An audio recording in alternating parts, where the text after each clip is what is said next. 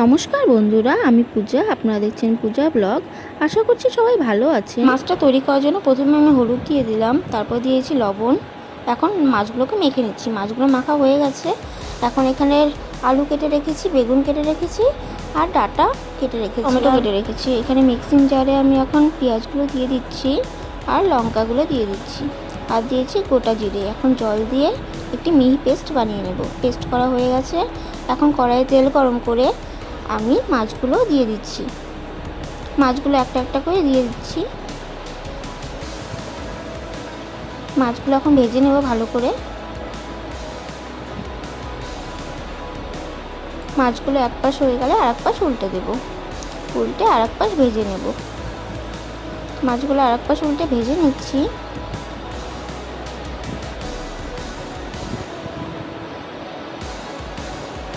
একটা একটা করে উল্টে দিচ্ছি মাছগুলোকে।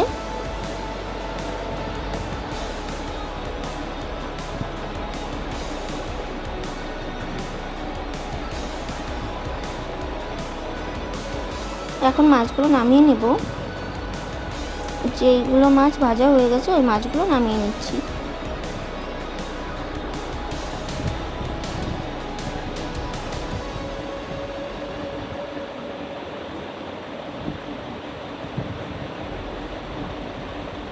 এই মাছগুলো ভাজা হয়নি, তাই আরেকবার তেলের মধ্যে দিয়ে দিয়েছি।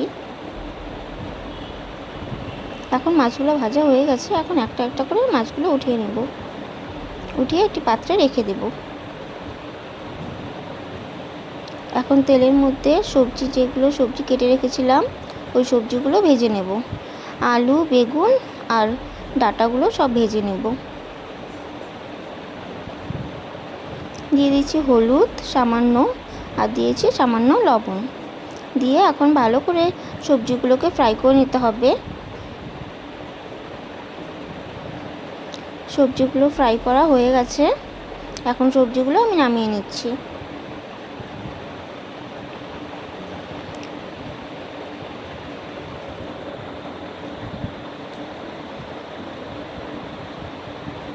সবজি নামানো হয়ে গেছে। এখন কড়াইয়ে আর একটু তেল দিয়ে তেলটাকে গরম করে ফোড়নে দিয়ে দিয়েছি আমি একটি গোটা শুকনো লঙ্কা, আর দিয়েছি একটি তেজপাতা। দিয়ে একটু ফ্রাই করে নেব। এখন দিয়েছি কালো জিরে। টমেটোটাকে দিয়ে দিয়েছি। টমেটোটাকে একটু ফ্রাই করে নিতে হবে। যতক্ষণ টমেটো কাঁচা গন্ধটা না যায় ততক্ষণ ফ্রাই করে নেব। টমেটো ফ্রাই করা হয়ে গেছে। এখন পেস্ট করে রাখা মশলাটা দিয়ে দিব। হলুদ গুঁড়ো দিয়ে দিয়েছি, আর দিয়ে দিব স্বাদ মতো লবণ। দিয়ে এখন মশলাটাকে ভালো করে ফ্রাই করে নেব।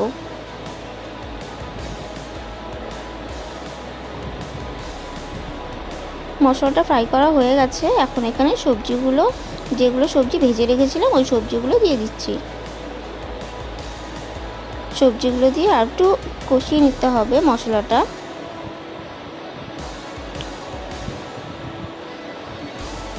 মশলার সাথে সবজিগুলো ভালো করে কষিয়ে নিচ্ছি।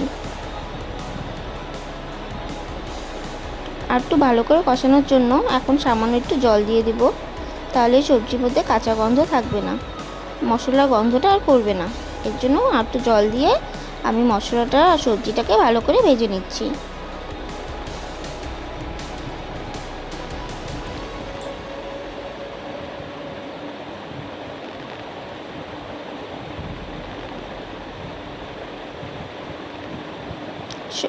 মশলা ফ্রাই করা হয়ে গেছে। এখন এখানে জল দিয়ে দেব। ঝোলটা ফুটে গেলে এখন এখানে মাছগুলো দিয়ে দেবো। একটি একটি করে মাছ আমি দিয়ে দিচ্ছি।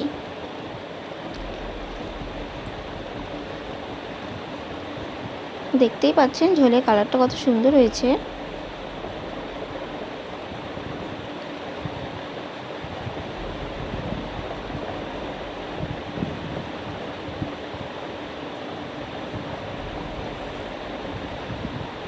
দেখে নেব সব সবজিগুলো সেদ্ধ হয়েছে কিনা। সবজিগুলো সেদ্ধ করা হয়ে গেছে, ঝোলটাও হয়ে গেছে। যখন দেখবেন ঝোলের সাইডে সাইডে তেল থাকবে, তেল ভেসে উঠবে, তখন বুঝে নেবেন মাছের ঝোল হয়ে গেছে। দেখুন ঝোলের সাইডে সাইডে তেল বের হয়ে গেছে। এখন এখানে কয়েকটা কাঁচা লঙ্কা দিয়ে দেব, তাহলে ফ্লেভারটা খুব সুন্দর আসবে। এর জন্য কয়েকটা কাঁচা লঙ্কা দিয়ে দিয়েছি।